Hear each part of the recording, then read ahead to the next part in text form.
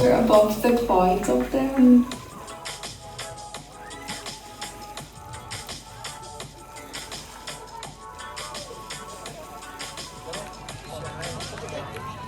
Come on, Sarah!